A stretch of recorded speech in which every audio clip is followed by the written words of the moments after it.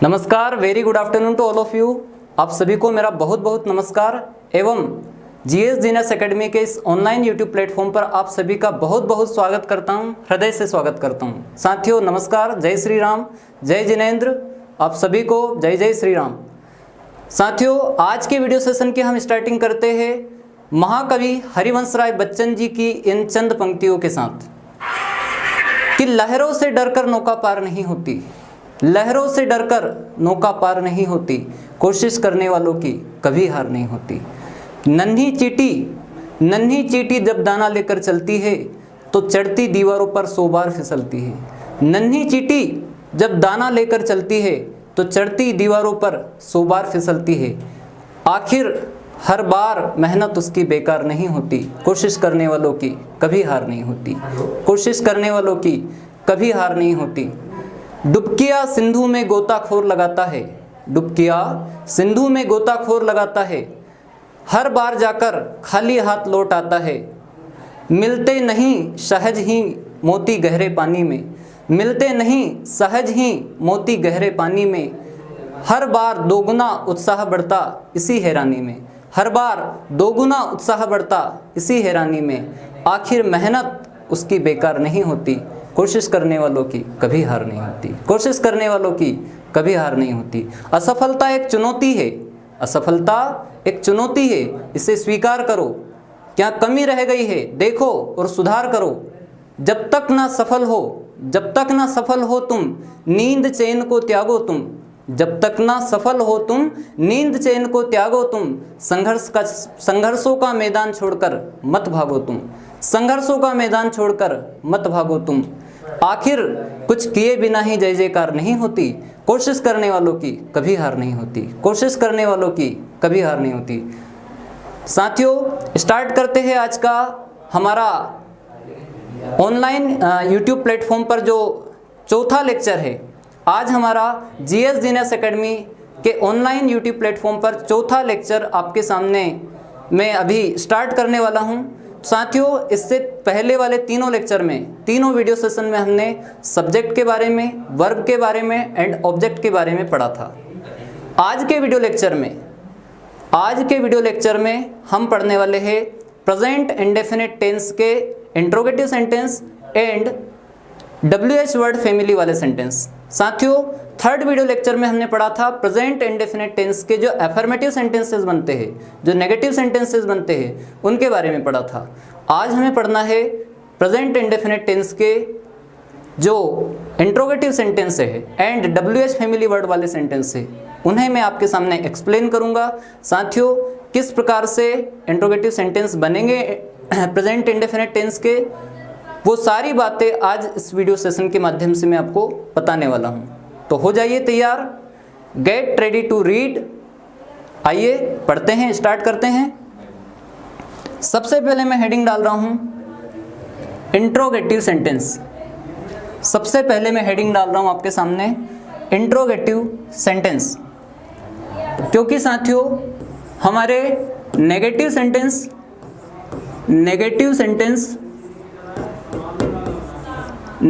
जो सेंटेंस है वो और एफर्मेटिव सेंटेंस हमारे ऑलरेडी हो चुके थे। तो आज हमें पढ़ने हैं इंट्रोगेटिव सेंटेंसेस। क्या पढ़ना है साथियों? इंट्रोगेटिव सेंटेंसेस मतलब प्रश्नवाचक वाक्य। कैसे वाक्य? प्रश्नवाचक वाक्य। तो मैं हिंदी में यहां पर लिख रहा हूं ब्रैकेट में प्रश्नवाचक वाक्य, प्रश्नवाचक वाक्य।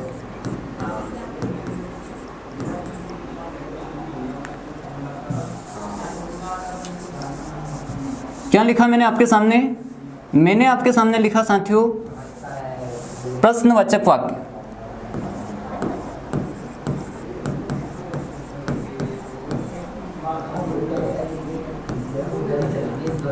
प्रश्नवाचक वाक्य। अब जैसे कि साथियों मैंने आपको बताया था कि कुछ होते हैं हमारे सिंगुलर सब्जेक्ट। मैं वापस से रिवाइज कर रहा हूँ। सिंगुलर सब्जेक्ट हमारे कौन कौन से होते हैं? सिंगुलर सब्जेक्ट होते हैं हमारे ही, शी, इट एंड नेम। ये चारों हमारे सिंगुलर सब्जेक्ट होते हैं। साथ ही साथ आई भी हमारा सिंगुलर सब्जेक्ट होता है।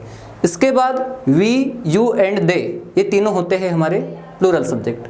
तो साथियों देखते हैं क्या होता है कि जब आप इंट्रोगेटिव सेंटेंस बनाते हैं तो आपके सब्जेक्ट के पहले, चाहे वो सिंगुलर सब्जेक्ट हो या प्लूरल सब्जेक्ट हो, सब्जेक्ट से पहले हेल्पिंग वर्ब लग जाती है। तो साथियों किस टाइप से आपका स्ट्रक्चर बनेगा, पहले सबसे पहले तो उसे हम समझते हैं। तो आपका स्ट्रक्चर इस प्रकार से बनेगा, स्ट्रक्चर आपका बनेगा डू या डज। कैसा बनेगा? डू या डज प्लस सब्जेक्ट, डू या does plus subject plus verb की फर्स्ट फॉर्म प्लस ऑब्जेक्ट। इस प्रकार से आपका इंट्रोगेटिव सेंटेंस का स्ट्रक्चर बनेगा।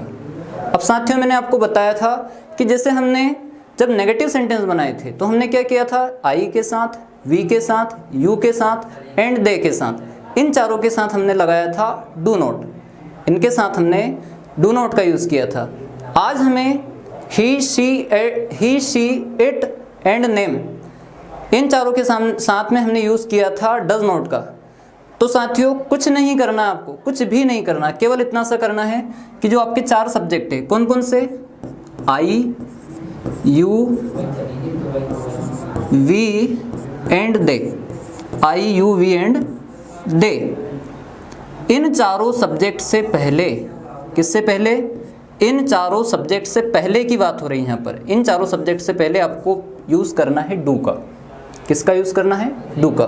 And he, she, it and name, इन चारों सब्जेक्ट से पहले, इन चारों सब्जेक्ट से पहले आपको साथियों यूज़ करना है डज का। किसका यूज़ करना है? डज का। कैसे? आइए सेंटेंस के माध्यम से समझते हैं। जैसे मान लो मैंने एक सेंटेंस लिखा, क्या मैं जाता हूँ, क्या मैं जाता हूँ, क्या मैं जाता हूँ। तो यहाँ पर क्या क्यों लगा? सेंटेंस के फर्स्ट में यानी कि सेंटेंस के आरंभ में क्या क्यों लगा? यहाँ पर क्या इसलिए लगा क्योंकि प्रश्नवाचक वाक्य है, आपके सामने लिखा है कि ये प्रश्नवाचक वाक्य है, इंट्रोगेटिव सेंटेंस है। तो हमेशा साथियों ध्यान रखना है, जो हमारे इंट्रोगेटिव सेंटेंस होते हैं, हमारे जो प्रश्नवाचक वाक्य होते हैं, उनमें हमेशा सब्जेक्ट से पहले आपको डू या डज लगाना है। और हिंदी जो सेंटेंस है, आपका जो हिंदी वाक्य है, उसमें आपका पहला शब्द रहेगा क्या। क्या रहेगा? क्या।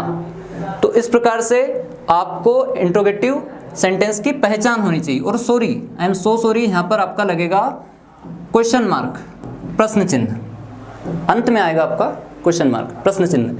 तो देखिए आपको या तो डू लगाना है या डज लगाना। अब आपके सामने क्लियरली लिखा हुआ है कि यदि आपके ये चारों सब्जेक्ट में से कोई सा एक सब्जेक्ट हो, आई हो, यू हो, वी हो एंड दे हो, तो इनसे पहले आपको लगाना है डू। मान लीजिए कि यहाँ पर लिखा है मैं, अब मैं को इंग्लिश में क्या बोलेंगे? आई। ओके, तो मैंने यहाँ पर आई लिख दिया। अब आपको क्लियरली पता है कि आई से पहले आपको यूज़ करना है डू का। किसका यूज़ करना है? डू का। तो मैंने लिखा डू आई। ओके, अब आप स्ट्रक्चर पर गौर कीजिए। सबसे पहले लिखा है डू या डज, मतलब या तो आपको डू का यूज़ करना है या डज का यूज़ करना है। हमने यहाँ पर किसका यूज़ किया? डू का। क्यों? क्योंकि आई, यू, वी एंड दे, इन चारों सब्जेक्ट से पहले आपको यूज़ करना है डू का। ओके, तो सबसे पहले हमने डू का यूज़ किया, फिर आई लिखा। अब ये तो हो गया हमारा हेल्पिंग वर्ब, ये हो गया डू, क्लियर। ये हो गया हमारा सब्जेक्ट, क्लियर। अब क्या बचा? अब बचा हमारा वर्ब की फर्स्ट फॉर्म। तो इसमें वर्ब क्या है? इसमें वर्ब है गो। क्या है? गो, क्योंकि जाता लिखा है, जाता हूँ लिखा है, यानी कि जाने की बात हो रही, तो हम लिखेंगे यहाँ पर गो। तो हमारा सेंटेंस बना डू आई गो। क्या बना? डू आई गो। मैंने एक सेंटेंस लिखा, क्या आप यहाँ आते हैं? क्या आप यहाँ आते हैं? तो आपका सेंटेंस बना साथियों, do you come here. Do you come here. मैंने क्या बताया था आपको कि आई के साथ, यू के साथ, वी के साथ एंड दे के साथ, इन चारों सब्जेक्ट की यदि बात होगी तो इनसे पहले डू लगेगा। क्या लगेगा? डू। ये हमने डू का यूज़ किया यहाँ पे भी हमने डू का यूज़ किया। क्लियर? तो क्या आप यहाँ आते हैं? Do you come here? Clear? क्या आप साइंस पढ़ते हैं? तो do you read science? Okay. क्या आप न्यूज़पेपर पढ़ते हैं? तो डू यू रीड न्यूज़पेपर? क्या आप इंग्लिश सीखते हैं? तो डू यू लर्न इंग्लिश? क्या आप इंग्लिश बोलते हैं? तो डू यू स्पीक इंग्लिश? क्या आप इंग्लिश सिखाते हैं यानी कि पढ़ाते हैं? तो डू यू टीच इंग्लिश?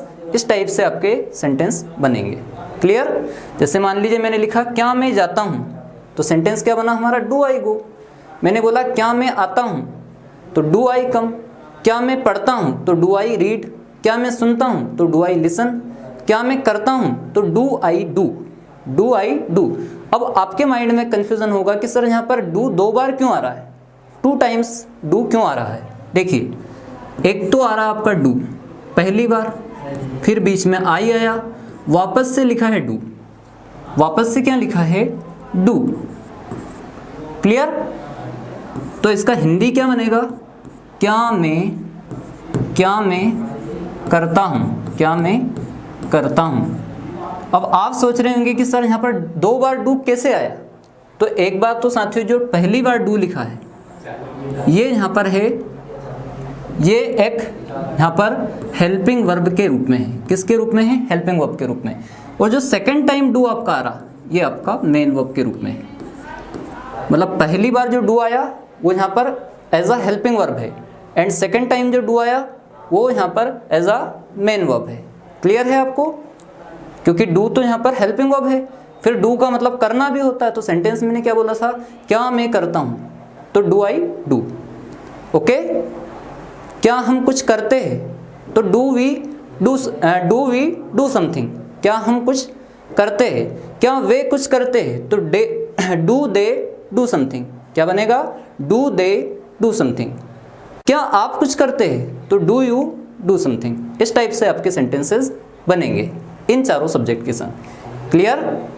अब हमको पढ़ना है जो हमारे सिंगुलर सब्जेक्ट्स है, यानी कि ही, शी, इट एंड नेम। ये चारों सब्जेक्ट के माध्यम से हमें अब एग्जाम्पल्स देखने हैं। क्लियर? तो आइए मेरे साथ समझते हैं हम ही, शी। क्या समझना अब हमको? ही, शी, इट एंड नेम। इन चारों सब्जेक्ट के इंट्रोगेटिव सेंटेंस कैसे बनेंगे? तो मैंने आपको अभी भी बताया था, वापस में बता रहा हूं कि इन चारों सब्जेक्ट से पहले आपका लगेगा डज। क्या लगेगा? डज। तो मैं वापस से आपको स्ट्रक्चर लिख रहा हूं सबसे ऊपर, क्योंकि साथियों आपको कुछ भी नहीं करना है। आपको 12 के 12 टेंसेज में कुछ नहीं करना है, केवल आपको स्ट्रक्चर को फॉलो करना है।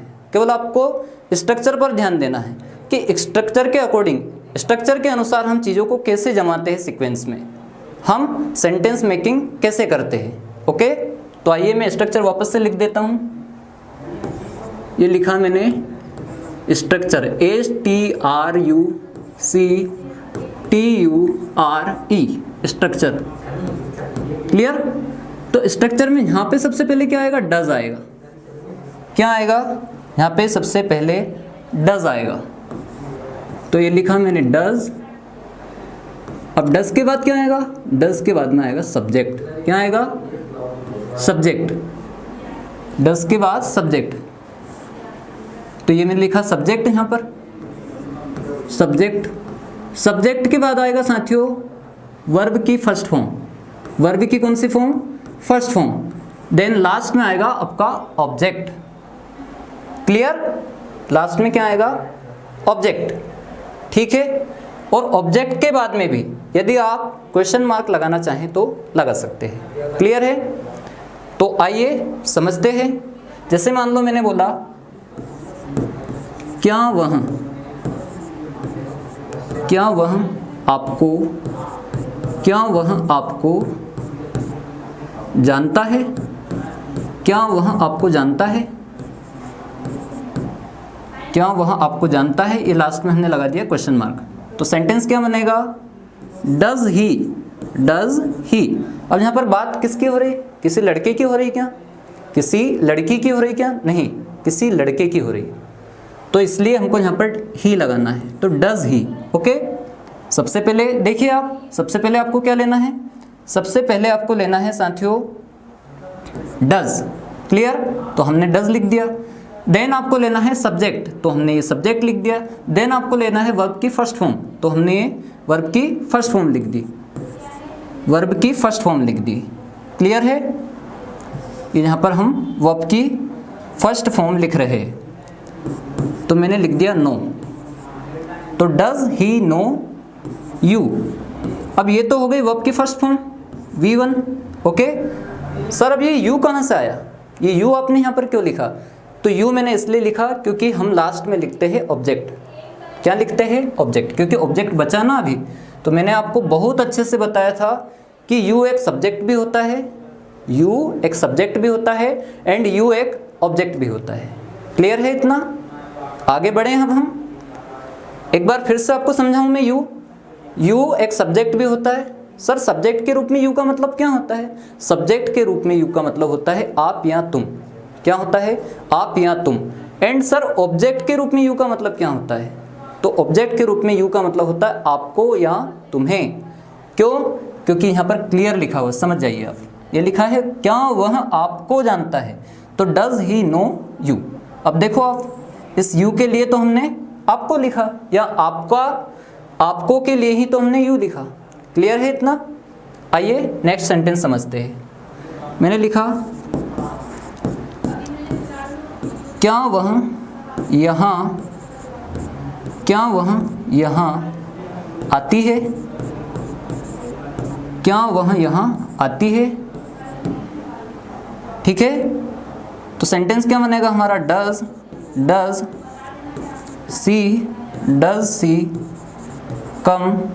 Does she come here. वापस से याद दिला देता हूँ, हेयर का मतलब यहाँ होता है। क्या होता है, यहाँ, तो डज सी कम हेयर, क्या वह यहाँ आती है। ओके, अब यदि मैं आपसे बोलूँ कि क्या वह आपको जानती है, क्या वह आपको जानती है, तो सेंटेंस क्या बनेगा, डज सी नो यू। क्या वह हमें जानती है, डज सी नो अस। क्या वह सर को जानती है, तो does she know sir. Okay, क्या वह साइंस के बारे में जानती है, तो does she know about science. Okay, क्या वह इंग्लिश के बारे में जानती है, तो does she know about English. Okay, क्या वह इंग्लिश सीखती है, तो डज सी लर्न इंग्लिश। क्या वह इंग्लिश बोलती है, तो does C speak English. Okay, clear है। अब हम आते हैं अगले सब्जेक्ट पर, वापस से हम आते हैं अगले सब्जेक्ट पर। ओके, तो फिलहाल मैं इसको इरेज कर रहा हूँ, क्योंकि हमारे दो सब्जेक्ट बचे हैं, ही हो गया है, शी हो गया है। अब हमको यूज़ करना है इट का। ओके, किसका यूज़ करना है, इट का।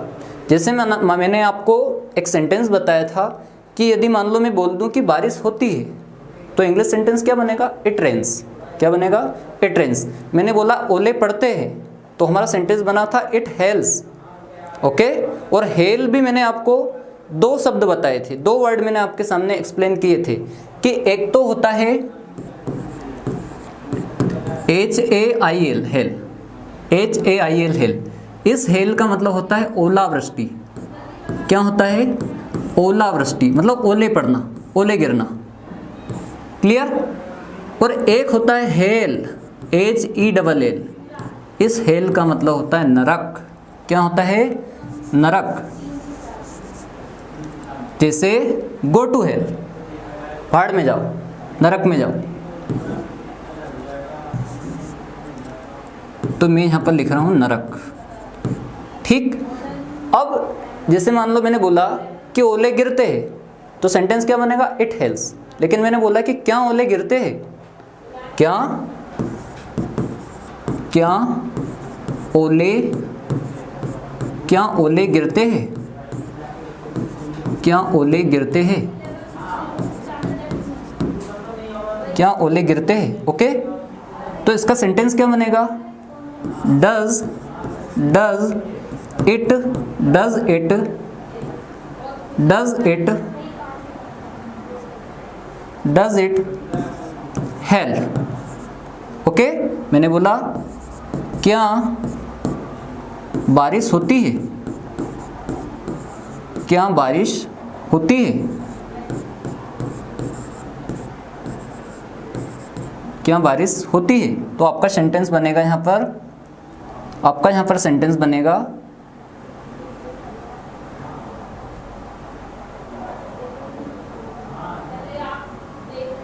डज, सेंटेंस आपका बनेगा साथियों does it, does it, does it rain, does it rain. इस प्रकार से हमने ये दोनों सेंटेंसेस वापस से समझे। ओके, तो इट के यूज को हमने समझ लिया। अब हम आ जाते हैं नेम पर। ओके, कौन सा सब्जेक्ट पर आना है अब हमको? नेम पर। लास्ट हमारा जो सब्जेक्ट है। अब नेम में मैंने आपको बताया था कि name of any person, name of any person, किसी भी व्यक्ति का नाम, किसी लड़के का नाम या किसी लड़की का नाम, किसी का भी नाम हो सकता है। ओके, जैसे मैंने बोला रोहन, या चलिए मैं बोल देता हूं विराट, विराट क्रिकेट, विराट क्रिकेट खेलता है, विराट क्रिकेट खेलता है।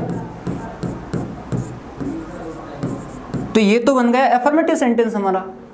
Okay, positive sentence. लेकिन हमको क्या बनाना है?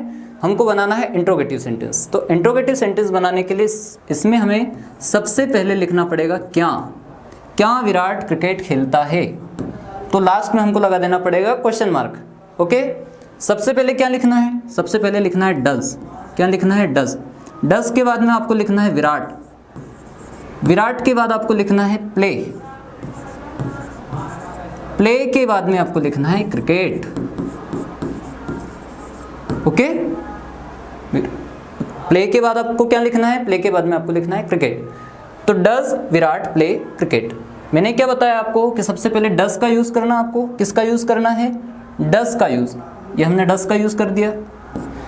फिर हमें सब्जेक्ट का यूज करना है, तो ये हमने सब्जेक्ट का यूज कर दिया। देन हमें वर्ब का यूज करना है, तो हमने ये वर्ब का यूज कर दिया। और लास्ट में आपको यूज करना है ऑब्जेक्ट का, तो ये हमने ऑब्जेक्ट का यूज कर दिया। क्लियर है इतना? अब इसके बेसिस पर मैं अन्य सेंटेंस आपसे साझा कर रहा हूँ, आपको एक्सप्लेन कर रहा हूँ। जैसे मान लो मैं बोल देता हूँ कि क्या आकाश सर आपको साइंस पढ़ाते हैं। ओके, क्या सेंटेंस बोला मैंने? क्या आकाश सर आपको साइंस पढ़ाते हैं। तो आपका सेंटेंस बनेगा does Akash sir, does Akash sir teach you science. Okay, क्या आकाश सर हमें साइंस पढ़ाते हैं। तो does Akash sir teach us science. Okay, clear है इतना? जैसे मैंने बोला कि क्या लता जी गाना गाती है, या क्या लता गाना गाती है। ओके, तो सेंटेंस बनेगा does Lata sing a song. Okay, ठीक है इतना? दो चार एग्जाम्पल मैं आपके सामने और एक्सप्लेन कर रहा हूँ। जैसे मैं बोल रहा हूँ कि क्या रोहन यहाँ आता है, तो डज रोहन कम हेयर। क्या रोहन वहाँ जाता है, तो डज रोहन गो देयर। क्या रोहन तुम्हें बुलाता है, तो does Rohan call you. Okay, क्या रोहित तुम्हें जानता है, तो डज रोहित नो यू। क्या रोहित आपके सर को जानता है, तो does Rohit know your sir. क्या रोहित मेरे सर को जानता है, तो does Rohit know my sir. Okay, क्या रोहित इसके बारे में जानता है, तो does Rohit know about this. Okay, क्या रोहित उसके बारे में जानता है, तो does Rohit know about that. Clear? Okay, आते हैं हम हमारे अगले कॉन्सेप्ट पर। तो इस प्रकार से हमारे इंट्रोगेटिव सेंटेंसेस जो है, प्रश्नवाचक वाक्य है, वो यहाँ पर फिनिश होते हैं। अब हमें सीखना है साथियों WH फैमिली वर्ड्स के का यूज़ कैसे किया जाता है। जो WH फैमिली वर्ड्स होते हैं उनका प्रेजेंट इंडेफिनिट टेंस के इंट्रोगेटिव सेंटेंस में, या जो आपके सारे ओवरऑल जो सेंटेंसेस है उनमें किस तरह से यूज़ किया जाता है। देखिए, समझते हैं हम। मैं हेडिंग डाल रहा हूँ यहाँ पर। सबसे पहले मैं आपके सामने हेडिंग डाल रहा हूँ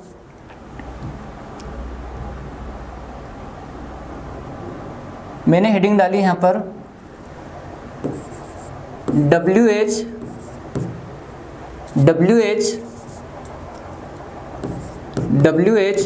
फैमिली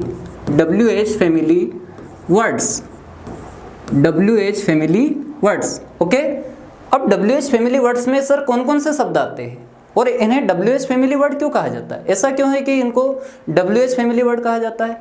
साथियों, बच्चों, ऐसा इसलिए है क्योंकि जितने भी ऐसे वर्ड होते हैं जिनके शुरुआती दो अक्षर, साथियों, जिनके शुरुआती दो अक्षर WH होते हैं, मैं फिर से रिपीट कर रहा हूं, ऐसे वर्ड, ऐसे शब्द जिनके शुरुआती दो अक्षर WH होते हैं उन्हें WH वर्ड कहा जाता है। ओके, देखिए कौन कौन से होते हैं WH वर्ड, मैं लिख रहा हूं यहां पर सीक्वेंस में। पहला WH वर्ड होता है आपका व्हाट। क्या होता है? व्हाट। व्हाट का मतलब होता है क्या। सेकंड आपका WH वर्ड होता है व्हेन। व्हेन का मतलब होता है कब। क्या होता है? कब। थर्ड में लिख रहा हूं यहां पर वेयर। वेयर, तो वेयर का मतलब होता है साथियों कहां। क्या होता है? कहां। अब 3 वर्ड में आपके सामने लिख रहा हूं, हमेशा के लिए, लाइफ टाइम के लिए आपका कंफ्यूजन क्लियर हो जाएगा कि वेयर का मतलब कहां होता है, हेयर का मतलब यहां होता है और देयर का मतलब वहां होता है। ओके, और इन तीनों की तीनों वर्ड का यूज किसी प्लेस को डिनोट करने के लिए, यानी कि किसी स्थान का बोध करवाने के लिए किया जाता है। देखिए मैं तीनों वर्ड आपके सामने लिख रहा हूं। पहला वर्ड में लिख रहा हूं आपके सामने हेयर, HERE।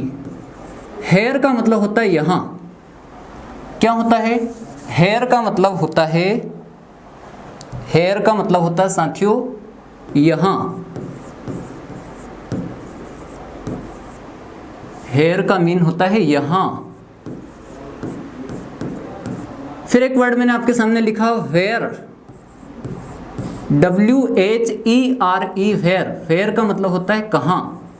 क्या होता है? कहां। फिर एक वर्ड होता है आपका देयर। देयर, तो देयर का मतलब होता है वहां। क्या होता है? वहां होता है। ओके, तो इन तीनों वर्ड को, इन तीनों शब्दों को आपको लाइफ टाइम के लिए याद रखना है क्योंकि इनसे कंफ्यूजन क्रिएट होता है। मैं एक सर्कल में इन तीनों को बंद कर देता हूं ताकि आपको स्क्रीनशॉट लेने के बाद पढ़ने में आसानी रहे। ये मैंने इनको एक बॉक्स में बंद कर दिए, सर्कल में तो नहीं मैंने किया। ओके, तो इस प्रकार से हेयर का मतलब यहाँ होता है, वेयर का मतलब कहाँ होता है और देयर का मतलब वहाँ होता है। और इन तीनों की तीनों शब्दों का यूज़, इन तीनों ही शब्दों का यूज़ किसी स्थान मतलब प्लेस का बोध करवाने के लिए किया जाता है। ओके, अब वापस से मैं आता हूँ WH फैमिली वर्ड पर। हमारे जो नेक्स्ट WH फैमिली वर्ड्स है उनकी बात मैं करता हूँ। तो पहला वर्ड मैंने लिखा था आपके सामने व्हाट, मतलब क्या। सेकंड वर्ड मैंने लिखा आपके साथ व्हेन, मतलब कब। थर्ड वर्ड मैंने लिखा आपके साथ वेयर, मतलब कहाँ। अगला मैं वर्ड लिख रहा हूँ विच। क्या लिख रहा हूँ साथियों? विच।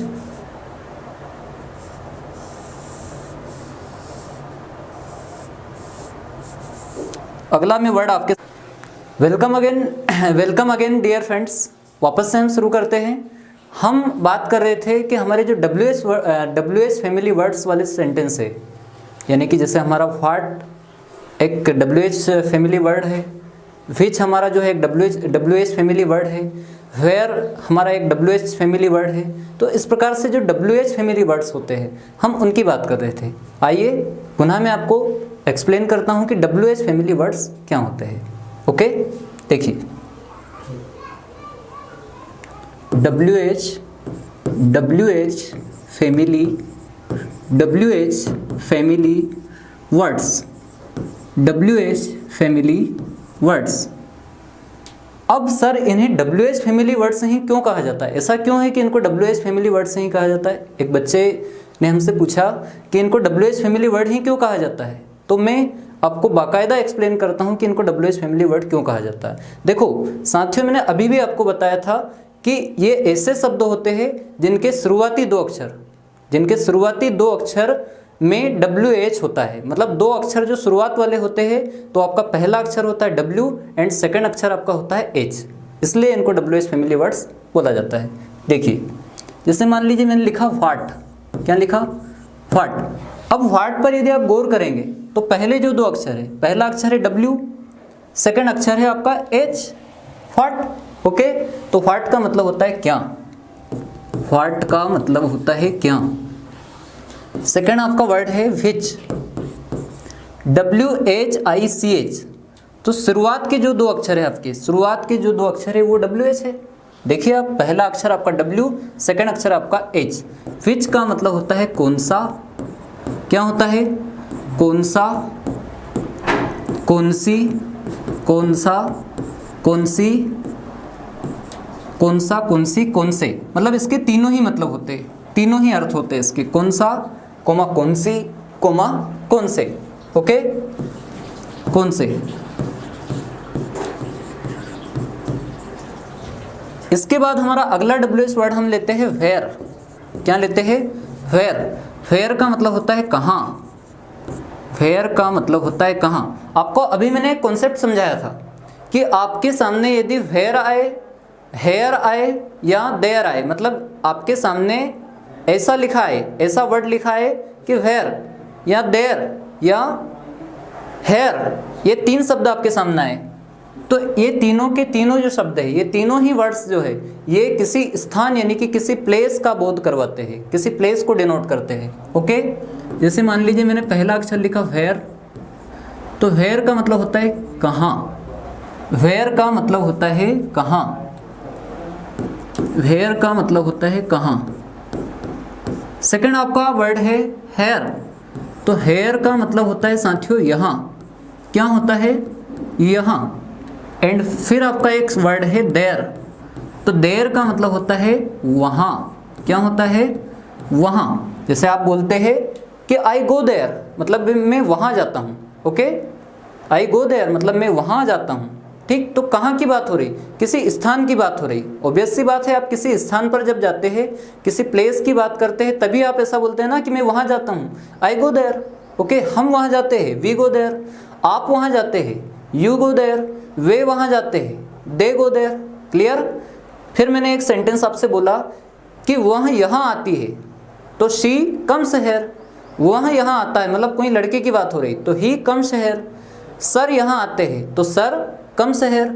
सर यहाँ बैठते हैं, तो सर सिट्स हियर। इस प्रकार से हेयर और देयर का यूज़ आपको समझना है। क्लियर।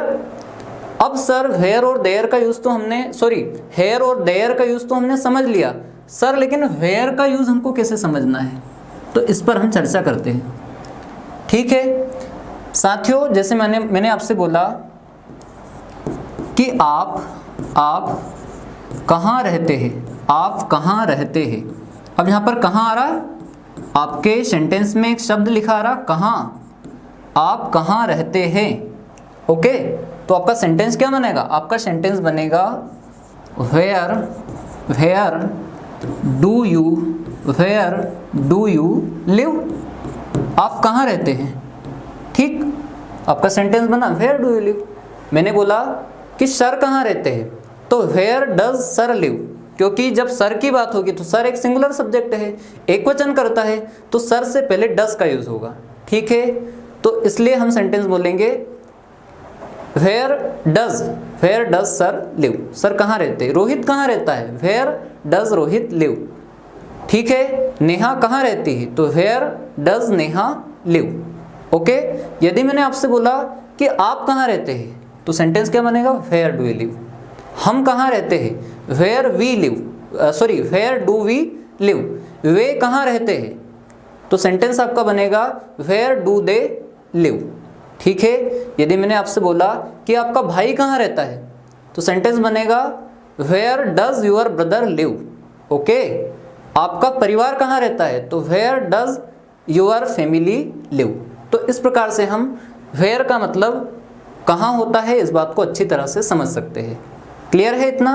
अब हम अगले WH फैमिली वर्ड की बात करते हैं। व्हाट हो गया, व्हाट का मतलब क्या, विच का मतलब कौन सा, कौन सी या कौन से।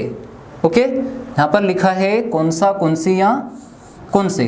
अब आपको समझना है, यहाँ पर मैंने कौन सा लिखना था, मुझे बाय मिस्टेक मैंने कौन लिख दिया, तो मैं हल्का सा यहाँ पर कौन सा के बाद में कौन सी लिख रहा हूँ, कौन सी लिख रहा हूँ और कौन से लिख रहा हूँ। ओके, अब सर इसका यूज़ कहाँ होता है, विच का यूज़ कैसे होता है और कहाँ होता है, समझते हैं हम। ठीक है, इतना क्लियर है आपको। देखिए जो विच है उसका यूज़ कैसे होता है, इस बात को हम समझते हैं। विच का यूज़ कैसे होता है, इसको सेंटेंस में अप्लाई कैसे करते हैं। मैं एक बार फिर से रिपीट करता हूं आपके सामने कि विच का मतलब होता है कौन सा, कौन सी, कौन से, कौन सा, कौन सी, कौन से।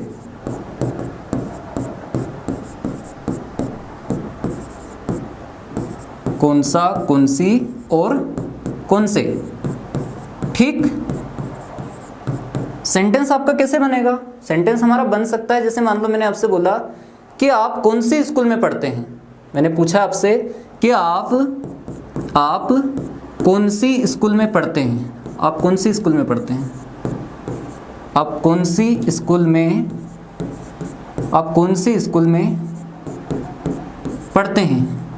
ठीक, तो आपका सेंटेंस बनेगा विच स्कूल, आप कौन सी स्कूल में। तो यहाँ पर आपका मैं शब्द भी लिखा है, तो एक तो आई का मतलब होता है मैं, क्या होता है, मैं यानी कि बाहुबली, और एक होता है इन का मतलब मैं, इन का मतलब होता है मैं।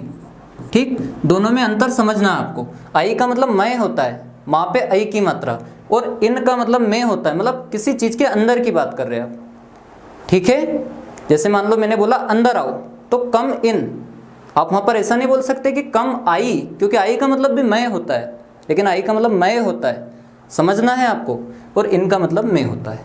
ठीक, अब हम इस सेंटेंस को समझते हैं। आप कौन से स्कूल में पढ़ते हैं, तो यहाँ पर आपका सबसे शुरू में आ जाएगा इन, फिर आ जाएगा विच, इन विच, फिर आ जाएगा स्कूल, इन विच स्कूल, फिर आ जाएगा आपका helping verb do, in which school do, do के बाद में आ जाएगा यू, डू यू, और लास्ट में आपकी आ जाएगी मेन वर्ब की फर्स्ट फॉर्म। ठीक, तो आपका सेंटेंस बनेगा properly in which school do you read, आप कौन सी स्कूल में पढ़ते हैं। मैं आपसे बोलता हूं कि आप कौन सी क्लास में पढ़ते हैं, तो आपका सेंटेंस बनेगा in which class do you read. मैंने आपसे बोला कि आप कौन सी कोचिंग में पढ़ते हैं, तो आपका सेंटेंस बनेगा in which coaching do you read. मैंने आपसे पूछा कि आप कौन सी सिटी में रहते हैं, कौन से शहर में रहते हैं, तो in which city do you live. Okay, in which city do you live. मैंने आपसे पूछा कि आप कौन से गांव में रहते हैं, तो in which village do you live. Okay, इतना क्लियर है। अब आगे वाले हम शब्द समझते हैं। तो इस प्रकार से हमने विच का यूज समझा, वेयर का यूज समझा। ठीक है, अब हम अगले WH फैमिली वर्ड समझते हैं। इसे मैं इरेज कर रहा हूँ। ओके, आगे WH वर्ड, हमारे जो WH फैमिली वर्ड्स जो नेक्स्ट है उनके बारे में हम समझते हैं। तो आपका व्हाट हो गया, विच हो गया और वेयर हो गया। अगला आपका WH फैमिली वर्ड है हाउ। हाउ, अब आपका सोचना ये होगा, आपके माइंड में ये बात चल रही होगी कि सर आप तो बोल रहे थे कि WH फैमिली वर्ड में जो शुरुआत के 2 अक्षर होते हैं वो WH होते हैं, फिर आपने हाउ कैसे लिख दिया। हाउ में तो शुरुआत के 2 अक्षर WH है ही नहीं। जैसे HO लिखा है तो इसमें H तो है लेकिन W नहीं है। लेकिन साथियों हाउ को भी WH फैमिली वर्ड माना जाता है। ओके, इसको भी WH वर्ड माना जाता है। और हाउ का मतलब होता है कैसे। क्या होता है, कैसे। जैसे मान लो मैंने बोला आप कैसे हैं, आप कैसे हैं, आप कैसे हैं। हम बोलते हैं ना, जब मिलते हैं एक इंसान दूसरे इंसान से मिलता है या हम किसी से जब मिलते हैं तो हम पूछते हैं अभिवादन के तौर पर कि आप कैसे हैं, हाउ आर यू, या how do you do, sorry how are you, how are you, आप कैसे हैं। तो हाउ आर यू। ठीक, जैसे मान लो मैंने बोला कि आप यहाँ कैसे आए, आप यहाँ कैसे आए, आप यहाँ कैसे आए, आप यहाँ कैसे आए, तो मैं सेंटेंस में लिखूँगा how did you, how did you, how did you come here, आप यहाँ कैसे आए। मैंने बोला आप वहाँ कैसे गए, तो आपका सेंटेंस बनेगा how did you go there. ठीक है, ओके। आपने मुझे कॉल कैसे किया, तो आपका सेंटेंस बनेगा हाउ डिड यू कॉल मी।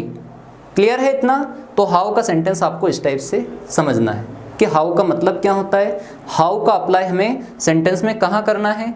तो साथियों सीधी सी बात है, हाउ का अप्लाई आपको सेंटेंस के स्टार्टिंग में करना है, शुरुआत में करना है।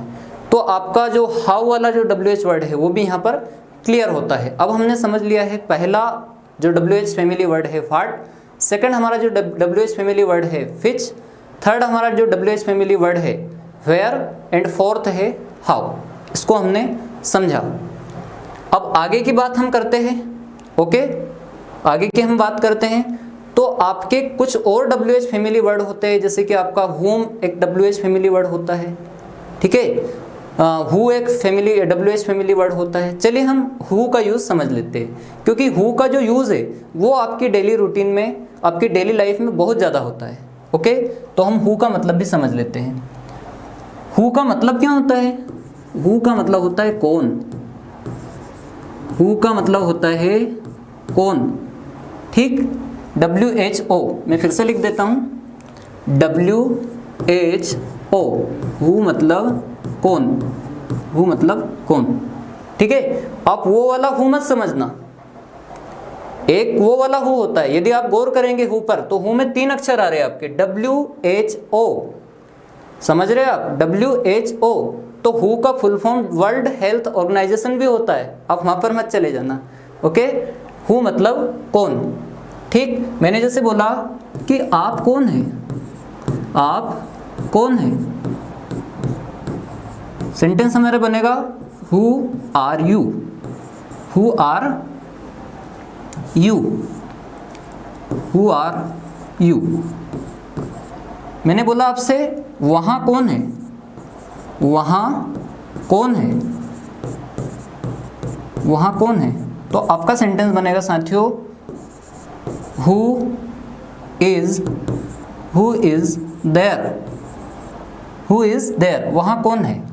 ठीक, मैंने बोला आपसे कि भारत के पहले राष्ट्रपति कौन है, तो आपको आंसर देना है, सॉरी पहले तो आपका क्वेश्चन का इंग्लिश ट्रांसलेशन होगा। मैंने बोला कि भारत के पहले राष्ट्रपति कौन है, तो आपको बताना है, आपको बोलना है इंग्लिश में who is the first president of India. तो वहाँ पे भी हु आ रहा, who is the first president of India. ठीक है, तो वहाँ पे हु आ रहा, तो हु का मतलब कौन। ओके, जैसे मान लो मैंने बोला कि कौन आ रहा है, तो सेंटेंस क्या बनेगा हु इज कमिंग। मैंने बोला कौन जा रहा है, तो हु इज गोइंग। कौन पढ़ा रहा है, ठीक, तो हु इज टीचिंग। मुझे कौन बुला रहा है, तो हु इज कॉलिंग मी। मुझे कौन बता रहा है, हु इज टेलिंग मी। मुझे कौन समझा रहा है, who is explaining me. Okay, तो इस टाइप से आपको हु का यूज़ समझना है। तो साथियों आज हमने हमारे जो WH फैमिली वर्ड्स है वो भी हमने सेंटेंसेस के माध्यम से समझ लिए हैं। आज हमने इंट्रोगेटिव सेंटेंस जो होते हैं हमारे, यानी कि प्रश्नवाचक वाक्य है, वो हमने समझ लिए हैं। इससे जो पहला हमारा, इससे जो पिछला वीडियो था, यानी कि हमारा जो 3rd लेक्चर था, इंग्लिश लर्निंग सीरीज का जो 3rd लेक्चर था, उसके पार्ट 1 में हमने अफर्मेटिव सेंटेंस और नेगेटिव सेंटेंस इन दोनों को समझा था। आज हमने हमारा जो लेक्चर 3rd है उसके पार्ट 2 में हमने जो है इंट्रोगेटिव सेंटेंस और WH फैमिली वर्ड्स वाले सेंटेंस को समझा है। तो साथियों आप सभी से रिक्वेस्ट है, आप सभी से निवेदन है कि आप प्लीज़ GS जीनियस एकेडमी के ऑनलाइन यूट्यूब प्लेटफॉर्म पर बने रहिए। हमारा और आकाश जैन सर जो GS जीनियस एकेडमी के फाउंडर है, डायरेक्टर है, हम सभी को आपके अप्रिसिएशन की नीड है। हमें आपका अप्रिसिएशन ही आगे बढ़ाएगा साथियों। हमें आपका जो अप्रिसिएशन है, आपकी जो प्रशंसा है, आपके जो कमेंट्स है, वो ही हमें एनर्जी देते हैं, हमारा उत्साहवर्धन करते हैं। तो आप प्लीज़ ज़्यादा से ज़्यादा GS जीनियस एकेडमी की पूरी टीम का सपोर्ट कीजिए। आप जीएस जीनियस एकेडमी को जितना प्रमोट कर सकते हैं, जितने भी सोशल मीडिया प्लेटफॉर्म्स है, आपका व्हाट्सएप है, फेसबुक है, इंस्टाग्राम है, आप जितना ऐसे इसका प्रचार प्रसार कर सकते हैं प्लीज़ आप कीजिए। आपसे केवल इतनी मेरी हम्बल रिक्वेस्ट है। तो साथियों, इन्हीं शब्दों के साथ आज का जो हमारा यूट्यूब लेक्चर, आज का हमारा जो लेक्चर है उसे हम फिनिश करते हैं। आप सभी का बहुत बहुत धन्यवाद। नमस्कार साथियों, जय श्री राम, जय जिनेंद्र, जय जोहार, जय आदिवासी, नमस्कार, नमस्कार, जय हिंद।